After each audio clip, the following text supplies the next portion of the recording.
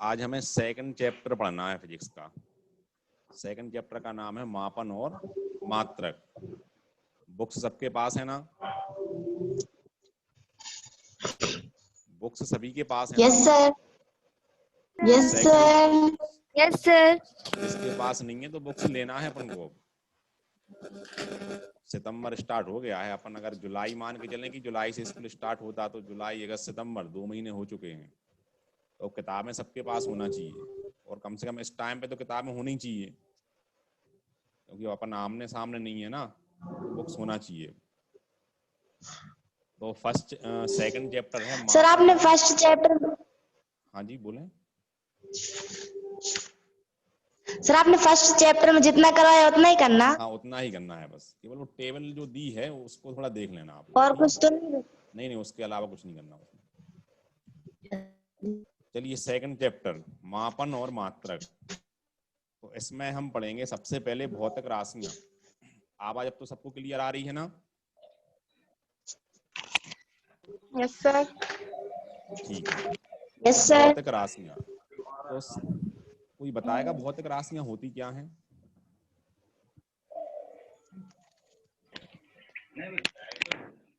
चलिए ठीक है। तो भौतिक राशियां जिन मतलब राशियों को जिनको हम आप माप सकें, जिनका हम मापन कर सकते हैं, वो भी एक मतलब बिल्कुल सही तरीके से यथार्थता पूर्वक लिखा होगा उसमें, बिल्कुल सही सही जिसका हम मापन कर सकें, यस वो सर। कहलाती हैं भौतिक राशियां।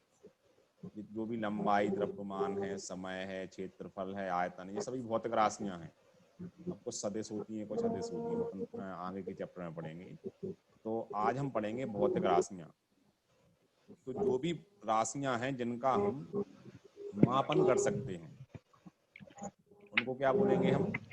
भौतिक राशियां। अब भौतिक राशियां होती हैं दो प्रकार की, एक होती हैं मूल राशियां और दूसरी होती हैं व्युत्पन्न राशियां। मूल राशियां मतलब फंडामेंटल जो क्वांटिटीज होंगी वो होंगी मूल राशियां, और जो ड्राइव्ड क्वांटिटीज होंगी उनको बोलेंगे व्युत्पन्न राशियां। तो मूल राशियां क्या हैं और व्युत्पन्न राशियां क्या हैं? तो फर्स्ट जो होती है मूल राशियां होंगी जो किसी पर डिपेंड नहीं करेंगी। ऐसी राशियां जो दूसरी भौतिक राशियों पर डिपेंड नहीं करेंगी या निर्भर नहीं करेंगी, उनको हम बोलते हैं मूल राशियां। अब डिपेंड करने का मतलब समझ में आ रहा है? कैसे डिपेंड नहीं करेंगी? किसी को आ रहा समझ? डिपेंड मतलब सर एग्जांपल देंगे।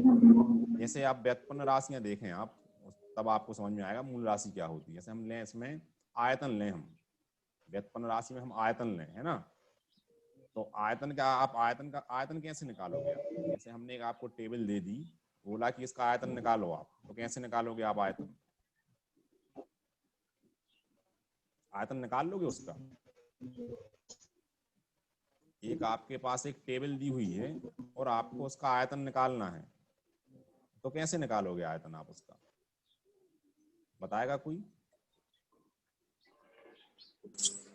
आवाज तो आ रही है ना सभी को? तो आयतन आप निकालोगे कैसे? पहले आप उसकी लंबाई निकालोगे, है ना? फिर उसकी आप चौड़ाई निकालोगे, फिर उसकी आप मोटाई निकालोगे, और फिर आयतन का फॉर्मूला होता है लंबाई इंटू चौड़ाई इंटू मोटाई, है ना? तो उसमें आप तीनों का जब गुणा करोगे तब उसका आयतन निकलेगा। बात क्लियर है ना? अगर आपको किसी चीज का आयतन निकालना है तो सबसे पहले आप उसकी लंबाई निकालोगे, उसकी चौड़ाई निकालोगे, उसकी मोटाई निकालोगे, फिर तीनों का आपस में गुणा करोगे, तब उसका आयतन निकलेगा। सीधा सीधा आयतन नहीं निकलेगा ना, कि निकल जाएगा? नहीं निकलेगा। नहीं निकलेगा। ठीक है, तो आयतन जो है वो निर्भर करती है लंबाई पर, चौड़ाई पर, मोटाई पर, है ना? तो वो होगी व्युत्पन्न राशि। अब अगर कोई, जैसे हमने आपको कोई चीज दी और बोला कि आप लंबाई निकालो इसकी, तो आप निकाल दोगे। लंबाई निकालने के पहले आपको कुछ और नहीं निकालना पड़ेगा, है ना? तो लंबाई कैसी है? स्वतंत्र राशि है। लंबाई किसी दूसरी राशि पर निर्भर नहीं करती। अब लंबाई, इसमें लंबाई, चौड़ाई, मोटाई, ऊंचाई, गहराई सभी आएंगे उसमें। केवल लंबाई का मतलब लंबाई नहीं है उसमें। लंबाई का मतलब है जिसको हम मीटर, सेंटीमीटर, किलोमीटर, इसमें हम माप सकें, वो लंबाई। यहाँ पर लंबाई, चौड़ाई, मोटाई, ऊंचाई, गहराई, ये सभी लंबाई ही मानी जाएंगी। तो लंबाई किसी दूसरी राशि पर डिपेंड नहीं करती, निर्भर नहीं करती, इसको हम बोलेंगे मूल राशि। बात क्लियर है ना? और ऐसी राशियां जो अपने आप में स्वतंत्र होती हैं, जिनको दर्शाने के लिए अपन को दूसरी राशियों पर निर्भर नहीं रहना पड़ता, जिनको बताने के लिए दूसरी राशियों की आवश्यकता नहीं होती, वो होती हैं मूल राशियां। अब मूल राशियां होती हैं 7 प्रकार की, इसमें 2 पूरक भी रहेंगी। मूल राशियां फिक्स हैं, 7 प्रकार की हैं। तो मूल राशियां कौन कौन सी होती है? लंबाई, द्रव्यमान, समय, ताप, ज्योति तीव्रता, विद्युत धारा और पदार्थ की मात्रा, ये होती हैं मूल राशियां। इनके बारे में अपन पढ़ेंगे अभी आगे। और इसी में 2 होती हैं पूरक राशियां, एक होता है समतल कोण और एक होता है घन कोण।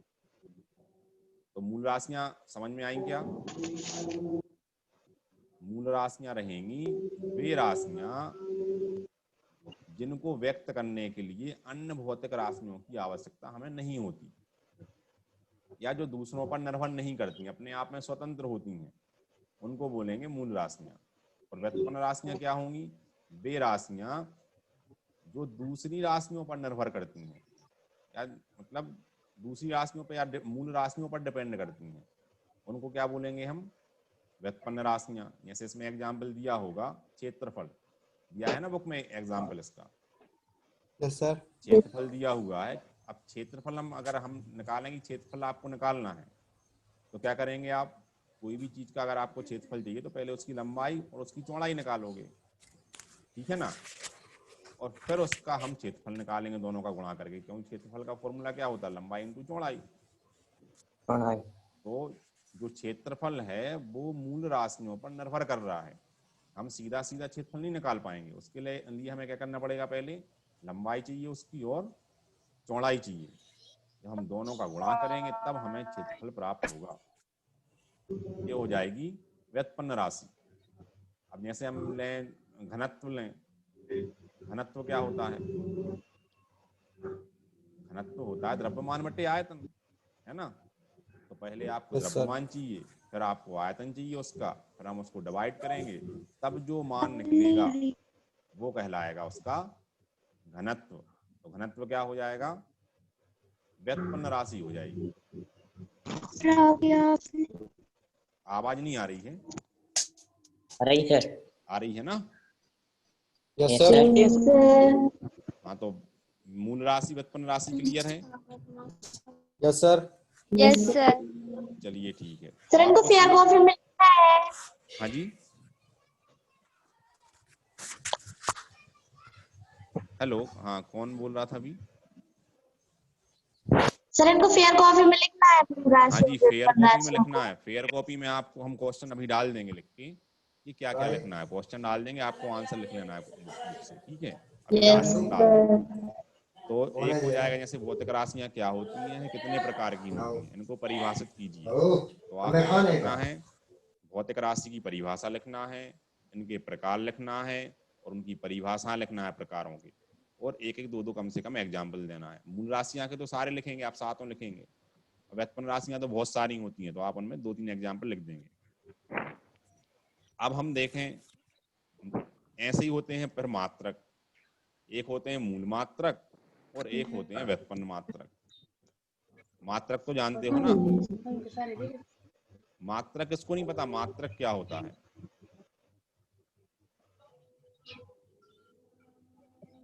अगर जैसे हमने कहा आपसे कि आप आलू लेके आओ, मार्केट जाके आलू लेके आओ, ऐसा बोल दिया हमने, तो आप आलू ले आओगे? ले आओगे ना? Yes sir. ले आओगे। आप हमसे पूछोगे नहीं कितने आलू चाहिए? जी सर। पूछोगे ना? जी सर। कि आपको कितने आलू चाहिए? तो हम बोल देंगे आपसे हमें 2 लीटर आलू चाहिए। 2 लीटर 2 किलो सर। नहीं, 2 लीटर अगर हम बुलवाए ना आलू की, 2 लीटर आलू लेके आओ आप हमें, तो ला दोगे आप 2 लीटर आलू हमें? No sir. नहीं ला पाओगे ना? ऐसे ही हमने अगर आपसे दूध बुलवाया कि आप दूध लेके आओ, तो आप कितना दूध लाओगे, पहले पूछोगे कितना चाहिए।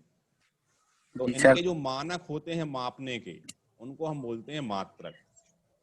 जो मापने के जो मानक होते हैं उनको मात्रक बोलते हैं। अब आपने लिख दिया, जैसे अगर हमने कोई क्वेश्चन आपको दिया, उसका आंसर आ गया, जैसे आपको निकालना थी उसकी लंबाई, किसी चीज की आपको लंबाई निकालना है, आपने स्केल उठाया, उसकी लंबाई माप दिया, किसी सी मीटर वगैरह से आपने लंबाई माप दी, उसमें लिख दिया आपने 5, तो क्या आंसर सही माना जाएगा वो 5? No sir. नहीं माना जाएगा, उसके साथ में कुछ लिखा होना चाहिए। अब 5 आपने जी मीटर सर। में लिखा है कि किलोमीटर में लिखा है कि सेंटीमीटर में लिखा है, तो वो जो मानक होगा उसको हम बोलेंगे मात्रक। भौतिक राशि मापने का जो मानक होगा उसको क्या बोलेंगे हम? मात्रक। तो मात्रक। किसी भी भौतिक राशि का जब हम मान लिखते हैं तो उसके साथ उसका मात्रक होना चाहिए। बिना मात्रक के वो मान वैलिड नहीं है, वो नहीं आएगा समझ में क्या लिखा हुआ है। तो अब हम आते हैं मात्रक पे। तो मात्रक भी होते हैं दो प्रकार के, एक होता है मूल मात्रक और एक होता है व्युत्पन्न मात्रक। तो सिंपल सी बात है, मूल राशियों के जो मात्रक हैं उनको हम क्या बोलेंगे? मूल मात्रक बोलेंगे, और जो व्युत्पन्न राशियों के मात्रक हैं उनको हम बोलेंगे व्युत्पन्न मात्रक। या फिर ऐसा ही बोल सकते हैं आप मूल मात्रक को कि वे मात्रक जो एक दूसरे से पूर्णतः स्वतंत्र होते हैं। वे मात्रक जो एक दूसरे से पूरी तरह से स्वतंत्र होते हैं। या फिर हम ऐसा बोल सकते हैं जो एक मतलब दूसरों पर निर्भर नहीं करते, वो कौन से मात्रक कहलाएंगे? मूल मात्रक कहलाएंगे। तो व्युत्पन्न मात्रक क्या मूल होंगे? मात्रक। जो मूल मात्रकों पर निर्भर करते हैं। व्युत्पन्न मात्रक होंगे जो मूल मात्रकों पर निर्भर करते हैं, उनको हम बोलेंगे व्युत्पन्न मात्रक। अब जैसे मूल मात्रक तो वही रहेंगे 7, जो मूल राशियां 7 थी ना, उनके वही मूल मात्रक रहेंगे, जैसे लंबाई, द्रव्यमान, समय, ताप, ज्योति तीव्रता, विद्युत धारा और पदार्थ की मात्रा, ये होती है मूल राशियां। और इनके जो मात्रक होते हैं उन्हीं को हम बोलते हैं मूल मात्रक। जैसे लंबाई का, जैसे हम ऐसा ही पद्धति अपन हर जगह अप्लाई होती है, अभी अपन पढ़ेंगे पद्धतियां मापन की। तो अगर हम ऐसा ही मान के चलें तो लंबाई का मात्रक मीटर होगा, ठीक है, द्रव्यमान का मात्रक किलोग्राम होगा, समय का मात्रक सेकंड होगा, ताप का केल्विन होगा। तो ये जो मात्रक हैं वो एक दूसरे पर निर्भर नहीं करते, या फिर अपने आप में स्वतंत्र हैं सारे मात्रक, ठीक है। इसलिए हम इनको बोलेंगे मूल मात्रक। जैसे लंबाई का मात्रक मीटर या सेंटीमीटर या किलोमीटर, लेकिन स्वतंत्र है वो सीधा निकल जाएगा। अगर हम बोलें क्षेत्रफल का मात्रक, आप क्षेत्रफल क्या लिखते हो? क्षेत्रफल का मात्रक क्या लिखते हो आप लोग? अगर आप मीटर में लिखोगे तो क्या लिखोगे क्षेत्रफल का मात्रक? मीटर। अभिनव राजपूत क्या लिखोगे? मूल मात्रक। हाँ जी,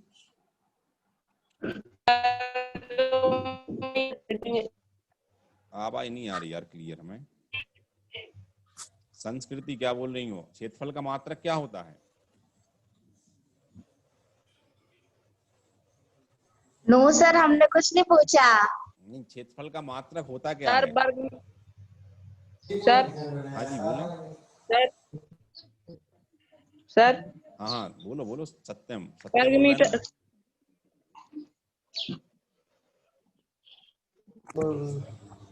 मीटर स्क्वायर ना, वर्ग मीटर, यही होता है ना। अगर हमने मीटर में कहा कि क्षेत्रफल का मात्रक क्या होगा तो आप क्या बोलोगे? मीटर वर्ग या वर्ग मीटर, यही होता है ना। तो कैसे आया वो वर्ग मीटर?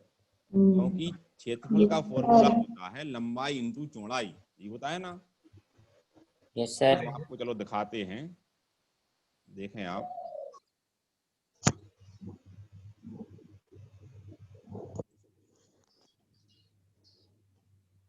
जैसे आपको चाहिए क्षेत्रफल का मात्रक,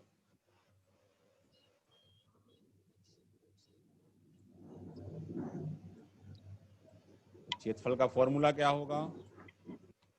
क्षेत्रफल इक्वल टू होता है लंबाई गुणित चौड़ाई। लंबाई इंटू चौड़ाई। दिख रहा है सभी को? Yes sir. Yes sir. लंबाई इंटू चौड़ाई, Yes, ये sir. क्या होता है? क्षेत्रफल का फॉर्मूला होता है ना। अब हमने कहा लंबाई का मात्रक क्या होगा। अगर हम मात्रक इसका निकालें तो लंबाई का मात्रक होता है मीटर, होता है, मीटर। और चौड़ाई का मात्रक भी होता है मीटर। मीटर। ठीक है, अब इसमें 2 मीटर हो गए, एक लंबाई का मात्रक हो गया मीटर और एक हो गया चौड़ाई का मात्रक मीटर हो गया। ठीक है, अब ये क्या हो गया, मीटर स्क्वायर। मीटर स्क्वायर हो गया ये। तो क्षेत्रफल का मात्रक हो जाएगा मीटर स्क्वायर, या अपन इसको बोलते हैं वर्ग मीटर, बोलते हैं ना वर्ग मीटर। Yes sir. क्षेत्रफल का मात्रक होता है उसको हम बोलते हैं वर्ग मीटर। अब इसी में अगर हम देखें, अगर हमने कहा कि आयतन का मात्रक बताओ भाई साहब आप,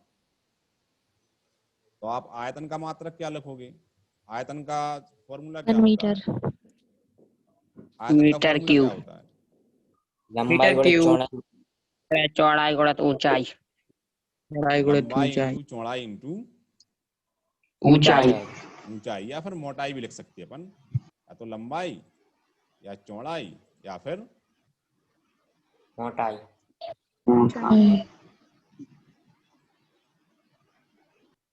तो उसमें हो जाएगा लंबाई इंटू चौड़ाई इंटू मोटाई हो जाएगा। ऊंचाई।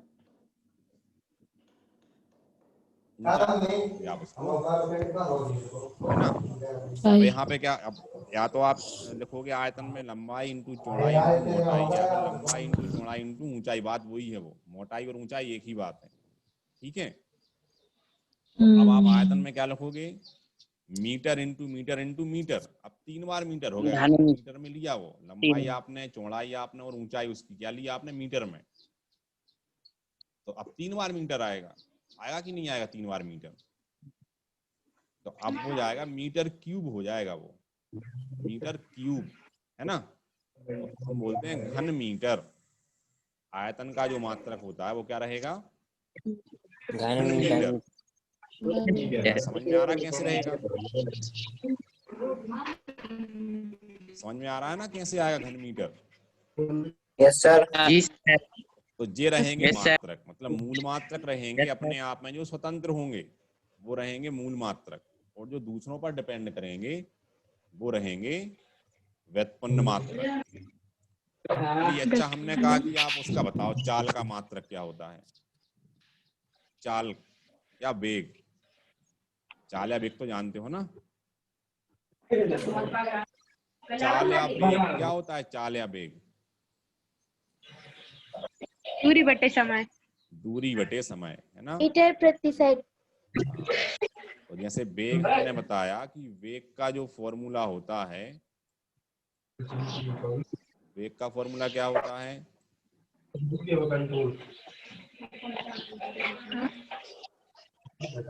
दूरी बटे क्या, समय। समय होता है, दूरी बटे समय। दिख रहा है सबको अपनी मोबाइल की स्क्रीन पर, यस सर। हैंडराइटिंग बहुत अच्छी है ना। Yes sir. तो वेग का फॉर्मूला क्या होगा, दूरी बटे समय। दूरी बटे। अब आपने कहा, हमने कहा कि आपको वेग का मात्रक निकालना है, तो आप कैसे निकालोगे। अब इसमें सबसे पहले हमें दूरी का मात्रक चाहिए, एक समय का मात्रक चाहिए। तो दूरी का मात्रक क्या होता है, मीटर होता है। ऐसा ही पद्धति में दूरी का मात्रक मीटर रहेगा, और समय का मात्रक होता है सेकंड। समय का मात्रक रहेगा सेकंड। अब ये मीटर बटे सेकंड हो गया, तो इसको हम क्या लिखते हैं, मीटर प्रति सेकंड। बात समझ में आई कैसे आया, वेग का जो मात्रक है मीटर प्रति सेकंड कैसे आया है, मीटर पर सेकंड कैसे आया, क्लियर है ना। तो ऐसे आप किसी भी राशि का मात्रक निकाल सकते हो, लेकिन उसके पहले आपको उसका सूत्र पता होना चाहिए, तब आप क्या निकाल पाओगे, उसका मात्रक निकाल पाओगे। ठीक है, तो जे बे कौन सा मात्रक रहेगा, मूल मात्रक रहेगा कि व्युत्पन्न मात्रक रहेगा? व्युत्पन्न मात्रक। व्युत्पन्न मात्रक रहेगा, ठीक है ना। मतलब ये दूसरे पर डिपेंड कर रहा है यहाँ पे, और जो दूसरे पर डिपेंड करेगा तो व्युत्पन्न मात्रक रहेगा। तो इस ये भी आपको लिखना है कॉपी में, मूल मात्रक और व्युत्पन्न मात्रक की परिभाषाएं लिखना है आपको दोनों की, और दोनों में डिफरेंस भी लिखना है। इसमें दिया हुआ है बुक में, दोनों में डिफरेंस है ना बुक में। मूल मात्रक Yes, और sir. व्युत्पन्न मात्रक में अंतर लिखिए, तो ये भी आपको लिखना है। तो इतना आपको करना है। कौन कौन सा लिखना है आपको? एक लिखना है भौतिक राशियां। क्वेश्चन सुन लीजिए आप। भौतिक राशियां क्या होती हैं, यह कितने प्रकार की होती हैं, उदाहरण सहित परिभाषा लिखिए। जिसमें आपको इसकी परिभाषा लिखना है और उसके एग्जाम्पल लिखना है। और क्या लिखना है आपको? मूल मात्रक और व्युत्पन्न मात्रक की परिभाषा और उसमें अंतर। इतनी चीजें आपको लिखना है, ठीक है ना। Yes, sir. मैसेज आ गया है, टाइम खत्म हो